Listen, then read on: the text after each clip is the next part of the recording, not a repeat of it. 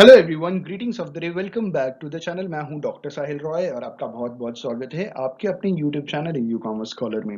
दोस्तों, हमने last video में अपलोड किया था कि कौन कौन से इंपॉर्टेंट क्वेश्चंस हो सकते हैं यूनिवर्सिटी ऑफ इलाहाबाद के बीकॉम पार्ट 1 के अकाउंटेंसी सब्जेक्ट में, स्पेशली थ्योरी क्वेश्चंस। दोस्तों, आज का जो वीडियो है इसमें हम बात करेंगे कि भाई कौन कौन से क्वेश्चंस आए। हमने लास्ट वीडियो में आपको बताया था कि भाई 2 घंटे का एग्जाम होगा, 100 मार्क्स का पेपर है। ठीक है, 8 क्वेश्चंस में से कोई भी 4 क्वेश्चंस करने थे, जिसमें से हमने ये कहा था कि उम्मीद है कि 2 थियरी के क्वेश्चंस आ सकते हैं और 6 प्रैक्टिकल क्वेश्चंस आ सकते हैं।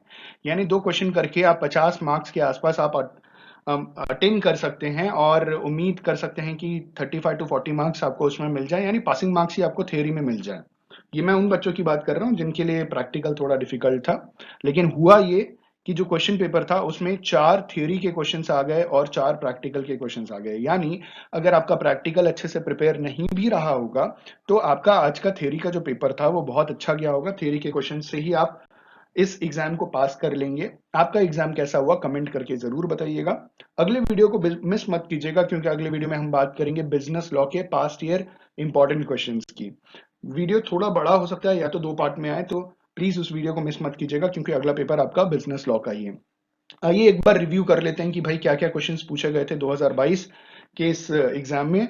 ये आने वाले समय में 2023, 24, 25 में जो बच्चे एग्जाम देने वाले हैं उनके लिए एक हेल्पफुल एक वीडियो भी हो सकता है कि उन्हें आइडिया लग जाए कि कैसे क्वेश्चंस पूछे जाते हैं।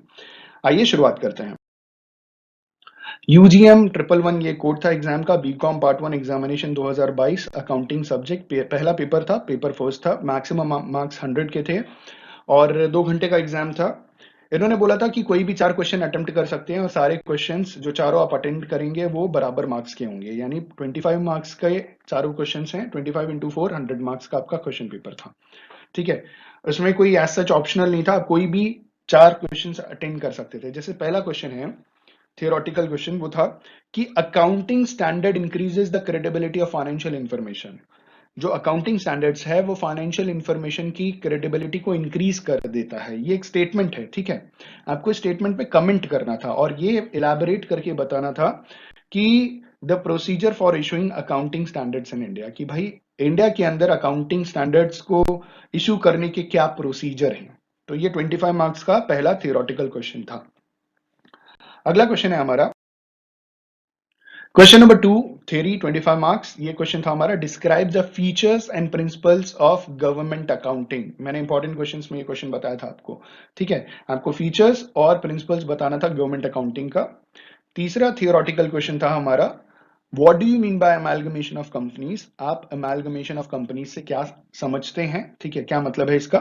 And how does merger method differ from purchase method of amalgamation. कैसे merger method purchase method of amalgamation से अंतर है। तो पहले आपको ये बताना था कि आप अमेलगमेशन ऑफ कंपनी से क्या समझते हैं, और अमेलगमेशन के 2 मेथड्स में डिफरेंशिएट आपको बताना था कि भाई मर्जर मेथड का मतलब क्या होता है और ये कैसे परचेज मेथड से अलग है। चौथी थियरी थी, describe the features and classification of financial lease. भाई फाइनेंशियल लीज के फीचर्स और क्लासिफिकेशन आप बताइए, और ये ऑपरेटिंग लीज से कैसे अलग है ये आप एक्सप्लेन कीजिए। तो describe the features and classification of financial lease, how does it differ from operating lease. ठीक है, तो ये 4 थ्योरी के क्वेश्चंस थे। अब बात कर लेते हैं प्रैक्टिकल क्वेश्चंस के। तो क्वेश्चन नंबर 5 था हमारा, Sunanda mining company leased a colliery to Kanpur Mines Limited for a period of 20 years commencing from 1st July 2015। Sunanda mining company ने कानपुर माइंस लिमिटेड को एक कोलियरी 20 साल के लिए लीज पे दिया।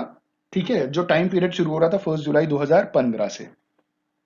आगे इन्होंने बोला कि according to the lease the company is to pay ₹5 per ton as royalty with a minimum rent of ₹30,000 per year. तो रॉयल्टी ₹5 पर टन के हिसाब से और मिनिमम रेंट ₹30,000, ये इन्होंने बता रखा है कि ये मिनिमम पेमेंट आपको करना है। The short working can be recouped during the next 2 years if in any year the minimum rent was not attained due to strikes or accidents. The minimum rent was to be reduced proportionately having regard to the length of stoppage. The output for the 5 years have been as under। तो 5 साल का output बताया, 2015 में 3,000 था, 2016 में 5,000 था, 2017 में 7,000 था, 2018 में 6,000 था और 2019 में 8,000 था। There was a strike in the year 2016, ठीक है, 2016 में स्ट्राइक था और जो 4 महीने चला। इन द ईयर 2018 में 3 महीने तक स्ट्राइक चला। प्रिपेयर करना है आपको necessary accounts in the books of Kanpur mining limited. तो ये आपका पहला प्रैक्टिकल क्वेश्चन था जो रॉयल्टी का था, और मैंने इंपॉर्टेंट क्वेश्चन में आपको बताया था कि रॉयल्टी और हायर परचेज इंपॉर्टेंट है, प्लीज उसे प्रिपेयर कर लीजिएगा। देखिए रॉयल्टी का क्वेश्चन आ गया। अगला क्वेश्चन है हमारा क्वेश्चन नंबर 6। ये क्वेश्चन है हमारा, Sudhir purchase a plant from Garg engineering company, ठीक है, ऑन हायर परचेज सिस्टम। देखिए हायर परचेज का भी क्वेश्चन आ गया। सुधीर ने गर्ग इंजीनियरिंग कंपनी से हायर परचेज सिस्टम के थ्रू एक प्लांट खरीदा on January 1st 2016। It's cash price was rupees 2 lakh, 50,000 was paid immediately. तो ये जो प्लांट था इसकी कीमत 2 लाख रुपए थी, जिसमें 50,000 रुपए इमीडिएटली पे कर दिया गया। जो बैलेंस ऑफ अमाउंट था 1.5 लाख रुपए का, उसे 3 इंस्टॉलमेंट में देना था, 50,000 50,000 50,000, ठीक है, इक्वल इंस्टॉलमेंट्स। और एनुअल इंस्टॉलमेंट्स थे, 3 yearly annual installments. The installment due of 31st December each year is paid on 1st January of the next year, ठीक है। ड्यू होता था 31 दिसंबर हर साल, जिसे पे किया जाता था 1st January उसके नेक्स्ट ईयर।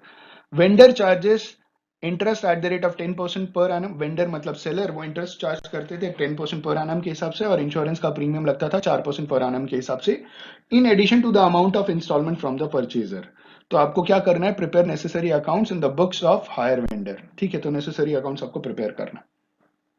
अगला क्वेश्चन नंबर 7 था हमारा, Kamal limited and Vimal limited agreed for amalgamation on 31st March 2020। तो कमल लिमिटेड और विमल लिमिटेड ने अमेलगमेशन के बारे में सोचा और वो तैयार हो गए 31 मार्च 2020 को, and form a new company called as, और एक नई कंपनी को फॉर्म करने के बारे में सोचा जिसका नाम था सफल लिमिटेड, ठीक है। Following are the balance sheet as on 31st March 2020। तो ये 31st March 2020 के हिसाब से कमल और विमल की बैलेंस शीट है। पहले हम इक्विटी और लायबिलिटी की बात करें तो शेयर कैपिटल 10 रुपए ईच के हिसाब से कमल लिमिटेड के 2 लाख शेयर्स थे, मतलब 2 लाख रुपए के शेयर्स थे। विमल लिमिटेड की 1,60,000 रुपए के शेयर्स थे, ठीक है। जनरल रिजर्व कमल लिमिटेड का 20,000 का था, विमल लिमिटेड का 30,000 का था। Statement of profit and loss account में कमल के 4,000 थे और विमल के 10,000 थे। क्रेडिटर्स जो थे कमल लिमिटेड के 6,000 थे और विमल के 2,000 थे। तो कमल लिमिटेड का टोटल लायबिलिटी 2,30,000 था और विमल लिमिटेड की टोटल लायबिलिटी 2,02,000 की थी। अब असेट्स की बात करते हैं। कमल लिमिटेड का जो लैंड और बिल्डिंग था वो 1 लाख रुपए का था, विमल लिमिटेड का 90,000 का था। कमल लिमिटेड के पास मशीनरी 48,000 के थे, विमल लिमिटेड के पास 38,000 के थे। कमल लिमिटेड का 5,000 का पेटेंट था और विमल लिमिटेड के पास 4,000 के पेटेंट्स थे। कमल लिमिटेड की 28,000 की इन्वेंट्रीज थी और विमल लिमिटेड के पास 30,000 की इन्वेंट्रीज थी। कमल लिमिटेड के डेटर्स 36,000 के थे और विमल लिमिटेड के जो डेटर्स थे वो 32,000 के थे। कमल लिमिटेड के बिल्स रिसीवेबल जो पैसा रिसीव करना था वो 4,000 था और विमल लिमिटेड का भी 4,000 था। Cash at bank Kamal limited 9,000, Vimal limited 4,000। Assets Kamal limited के 230 के थे और विमल लिमिटेड के 2,02,000, मतलब वो बैलेंस शीट बराबर हो गई। अब इन्होंने बोला है कि both companies merged on the following condition. कुछ कंडीशंस में दोनों कंपनी मर्ज हुई। पहला, Safal limited will take all the assets and liabilities of both the companies at their existing value. तो सफल लिमिटेड जो नई अमेलगमेशन के बाद जो नई कंपनी बनने वाली है वो दोनों एग्जिस्टिंग कंपनी कमल लिमिटेड और विमल लिमिटेड की असेट्स और लायबिलिटीज एग्जिस्टिंग वैल्यू पे लेगी। दूसरा इन्होंने बोला है कि purchase consideration will be determined by the net asset value method. तो जो परचेज कंसिडरेशन होगा वो नेट एसेट वैल्यू मेथड के बेसिस के ऊपर डिटरमाइन किया जाएगा, जो परचेज कंसिडरेशन होगा। और तीसरा पॉइंट कह रहे हैं कि consideration will be discharged by Safal limited in the form of fully paid equity shares of 10 रुपए ईच, ठीक है। तो जो परचेज कंसिडरेशन होगा वहां पैसे नहीं दिए जाएंगे, आपको शेयर्स दिए जाएंगे जिसकी वैल्यू 10 रुपए ईच के हिसाब से होगी। आगे कह रहे हैं कि you are required to pass the necessary journal entries and prepare balance sheet in the books of Safal limited after the amalgamation in the nature of merger, ठीक है। तो अमेलगमेशन जो मर्जर के नेचर का है उस हिसाब से आप अमेलगमेट कीजिए कमल विमल को, और सफल लिमिटेड की आप बैलेंस शीट प्रिपेयर कीजिए, ठीक है। तो ये 7वां क्वेश्चन था हमारा। 8वां और आखिरी जो क्वेश्चन था वो, the following balance sheet of Vikas limited and Prakash limited shows their position on 31st December 2020, ठीक है। विकास लिमिटेड और प्रकाश लिमिटेड की बैलेंस शीट है। इक्विटी लायबिलिटी में विकास की जो लायबिलिटी है, मतलब शेयर कैपिटल है 10 रुपए पर शेयर के हिसाब से, वो 2 लाख रुपए का है। प्रकाश का 50,000 का है। जनरल रिजर्व की अगर हम बात करें तो विकास का 50,000 का जनरल रिजर्व है, प्रकाश का 20,000 का जनरल रिजर्व है। अगर हम लॉस की बात करें, प्रॉफिट एंड लॉस अकाउंट की, तो इन्होंने बोल रखा है कि सरप्लस हो रखा है एज ऑन 1 जनवरी 2020। ठीक है, विकास का 30,000 का सरप्लस है और प्रकाश का 7,500 का सरप्लस है। प्रॉफिट हुआ था 2020 में 50,000 रुपए का विकास को और 20,000 रुपीज का प्रकाश को। ट्रेड पेबल्स विकास के 20,000 के थे और प्रकाश के 10,000 के थे। ठीक है, तो ये कुल मिलाकर के विकास लिमिटेड का 3.5 लाख रुपए का टोटल और प्रकाश का 1,07,500 रुपए का टोटल। असेट्स की बात करें, वो तो लाइबिलिटीज था। असेट्स में इन्होंने बता रखा है कि पहले था विकास, विकास ये है प्रकाश। विकास का फिक्स्ड असेट 1,95,000 का है, प्रकाश का 70,000 का है। इंस्टॉलमेंट की बात करें, प्रकाश के इंस्टॉलमेंट जो थे इन शेयर्स ऑफ प्रकाश, ठीक है, वो 60,000 रुपीज विकास के पास, प्रकाश के पास कुछ नहीं। ट्रेड रिसीवेबल विकास का 35,000, प्रकाश का 25,000। इन्वेंट्रीज विकास का 20,000, प्रकाश का 10,000। करंट असेट्स विकास के 40,000 और प्रकाश के 2,500। कुल मिलाकर के असेट्स भी 3,50,000 विकास का और प्रकाश का 1,07,500। अब इन्होंने बोल रखा है कि the other information is as follows. Vikas limited purchase 4,000 shares of Prakash limited on 1 जुलाई 2020 at ₹15 per share. Vikas limited ने प्रकाश लिमिटेड के 15 रुपए पर शेयर के हिसाब से 4,000 शेयर्स खरीदे 1 जुलाई 2020 को। दूसरा पॉइंट कह रहे हैं, inventories of Prakash Limited includes goods worth ₹7,500 purchased from Vikas Limited. Vikas Limited company sells good at 25% above cost. तो इन्वेंट्रीज जो प्रकाश लिमिटेड की इन्वेंट्री है उसमें 7,500 रुपए के गुड्स थे, ठीक है, जिसे विकास लिमिटेड से खरीदा गया था 25% अबव कॉस्ट पे।